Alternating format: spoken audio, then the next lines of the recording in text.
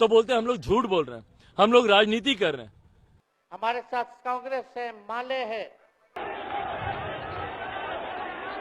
निर्णय को सामूहिक रूप से तय किया जाता है, तो उसमें अपना समय लगता है। क्रांतिकारी काम आज दिल्ली में बीजेपी 27 साल बाद आई थी।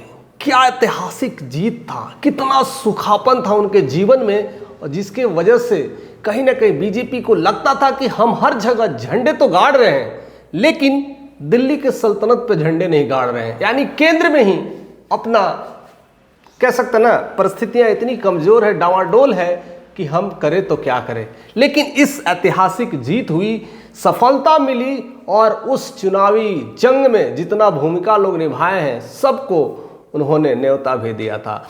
जब शपथ समारोह का दिन था, यानी 20 फरवरी को, उस दिन जितने भी प्रदेश के डिप्टी सीएम हो या सीएम हो, जो भी बीजेपी से कनेक्टेड हैं या नहीं भी कनेक्टेड हैं, उन सबको न्योता दिया गया था। और उस क्षण को बताने के लिए कि बीजेपी में कितना पावर है, और उस मंच पर खड़ा करने के लिए उन्होंने सबको आमंत्रण दे दिया था।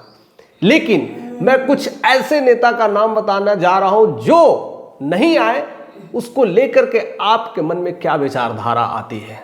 और वो बड़े बड़े नेता हैं जिनकी पहुंच, जिनकी छत्रछाया, जिनका बीजेपी में एक तमाम, कह सकते हैं ना, बुनियादी ढांचा बना हुआ है।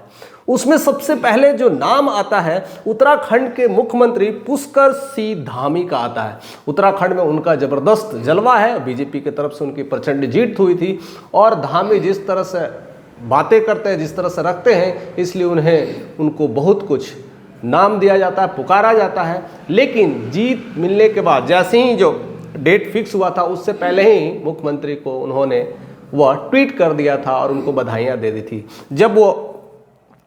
जब वो शपथ ग्रहण लेती, उसके बाद भी बधाइयाँ दे दिए, लेकिन वो आ नहीं पाए। वजह हो सकती है, बहुत सारी चीज़ें हो सकती है। दूसरा जो नाम लेने वाला हूँ वो है कोई और नहीं, कह सकते हैं ना, महाकुंभ के सितारे या यूपी के बवंडर, यूपी के बुलडोजर बाबा योगी आदित्यनाथ, वो भी नहीं आए। बीजेपी के सबसे धाकड़ और दबंग नेता में उनका नाम आता है। कहीं ना कहीं उनका रिफ्लेक्शन एक सीएम से पीएम तक भी देखा जाता है, वो भी नहीं आ पाए। तीसरा सबसे धाकड़ अगर नेता कह सकते हैं तो असम के हेमंत बिश्व शर्मा, वो भी नहीं आए। यानी उनका भी अपना दबदबा रहता है, हर जगह प्रचार प्रसार क्षेत्र में वह नज़र ही आते हैं, चाहे वो दिल्ली हो, चाहे वो महाराष्ट्र हो, चाहे और कहीं क्षेत्र हो, हर जगह उनकी भी विश्वसनीयता दिखती है और उस तरह से रूप रंग दिखता है। लेकिन एक और सीएम है जिनमें केंद्र में कहीं ना कहीं एक खुट्टे की तरह काम करते हैं, एक पिलर की तरह काम करते हैं, वो है बिहार के नीतीश कुमार। ये चार दबंग हैं जो बीजेपी का मोर्चा संभाल लेते हैं, और कहीं ना कहीं बिहार के एकलौता सीएम हैं जो कहीं ना कहीं सेंटर की कुर्सी बने हुए हैं, सेंटर की कुर्सी का एक पाया बना हुआ है। अगर ये चारों में से नहीं आते हैं तो कुछ ना कुछ वजह होगी।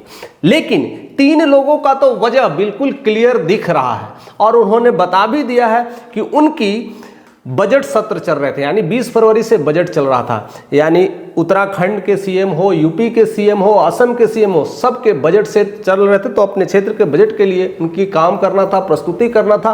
उस दौरान वह नहीं आ सकते, उनकी तमाम नियति जायज़ है। लेकिन बिहार के मुख्यमंत्री का ऐसा कुछ भी नहीं था, फिर वो क्यों नहीं जाते हैं? और सबसे बड़ी बात है, उनकी वजह अगर सुनेंगे तो आप भी चौंक जाएंगे। वह सिर्फ एक ही चीज बताते हैं कि हम प्रगति यात्रा में बिजी हैं।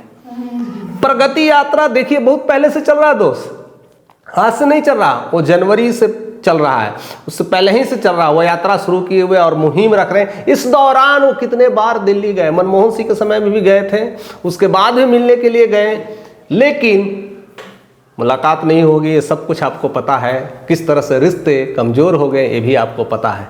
और उसके लेकर के कहीं ना कहीं कैसा ना, जो टन टनाटन वाला घंटी बज रहा है, तुम तड़ाकम घंटी बज रहा है, उसको लेकर के बिल्कुल वो शांत हो गए हैं, न कहीं जा रहे हैं न आ रहे हैं। लेकिन इस प्रचंड जीत के बाद, 27 साल का आगाज के बाद, वहाँ उन्हें उस मंच पर रह करके बताना था कि हाँ बीजेपी का एक है चेहरा, एक बीजेपी का नेतृत्व है, जहां पर लल्लन सिंह आए, अजीत पवार आए, एकनाथ शिंदे आए, फडणवीस आए, अनुप्रिया पटेल आए, चंद्रबाबू नायडू आए, पवन कल्याण आए, सबके सब आए, लेकिन नीतीश नहीं आए। योगी को तो सब खलता है, योगी अगर आते हैं तो माहौल ही चेंज हो जाता है, लेकिन नीतीश का माहौल ही कुछ अलग है, क्योंकि वह एक केंद्र के सरकार के एक पिलर है। और कहीं ना कहीं मोदी के चेहरे से, उस मंच पर वो चेहरे से कहीं ना कहीं वो भावुकता अंदाज, वो चेहरे का टेंशन कहीं ना कहीं नीतीश के ना आने से दिख रहा था। जब आप वीडियोस को गौर से देखिएगा, जिस तरह से वो बाकी लोगों से मिलते हैं और नीतीश को नहीं पाते हैं, तो वो चेहरे साफ दिखाई देते हैं। वो कैसे हैं चेहरे, लेकिन जरा गौर करिएगा कि ये जा क्यों नहीं रहे हैं। नीतीश कुमार आखिर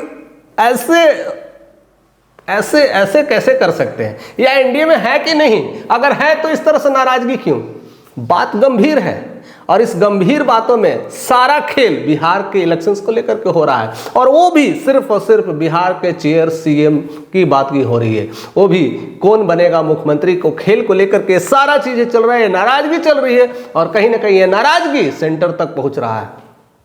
नहीं तो ये 27 साल का ऐतिहासिक जीत, एक प्रचंड बहुमत, और हर स्टेट, एक पहली बार हो रहा है कि 22-23 स्टेट के मुख्यमंत्री एक साथ बीजेपी के हैं, और एक साथ अगर स्टेज पे रहेंगे तो पूरी दुनिया देख करके दंग रह जाएगी। और कहीं ना कहीं भारत से या तो दोस्ती करने से कोशिश करेगी, दोस्ती करने की कोशिश करेगी, अगर नहीं करेगी तो डर भी लगेगा कि ये पावरफुल नेता है। कहीं ना कहीं मोदी का झंडा बुलंद है, क्योंकि पूरे स्टेट में उनका ही नेतृत्व है, और उस नेतृत्व में कुछ लोग अगर पिछड़ जाते हैं तो हमेशा राजा को शंका हो जाता है।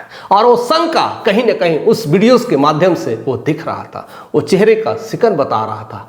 और कहीं ना कहीं आप जानते हैं कि बिहार में आगामी इलेक्शंस होने वाले हैं अक्टूबर-नवंबर में, और इसको लेकर करके बिहार में सियासी जंग चल रही है। आखिरकार उनका नेतृत्व अभी तक नहीं मिला है कि उनके चेहरे से तो लड़ाई होगी, लेकिन सीएम पद की घोषणा नहीं की गई है, और इसको लेकर के खूब नाराजगी चल रही है। बहुत कुछ खेला हो सकता है, बहुत कुछ परिवर्तन हो सकते हैं, बहुत सारे ऐसे घटनाएं घट सकते हैं, और आने वाला समय कहीं ना कहीं एक एनडीए के लिए एक खतरे की घंटी भी बन सकती है। हालांकि कई सारे ऐसे कयास और प्रयास लगाए जा रहे हैं कि बहुत सारे ऐसे लोग हैं बीजेपी में जो उनकी कमर पकड़े हुए हैं, उनकी हर तरह से जकड़ के रखे हुए हैं, उनको जाने नहीं देंगे, या ऐसा भी देखने को मिल रहा है वो कहीं और जाए चाहे नहीं, लेकिन बाकी जगह भी तो नहीं जा रहे हैं।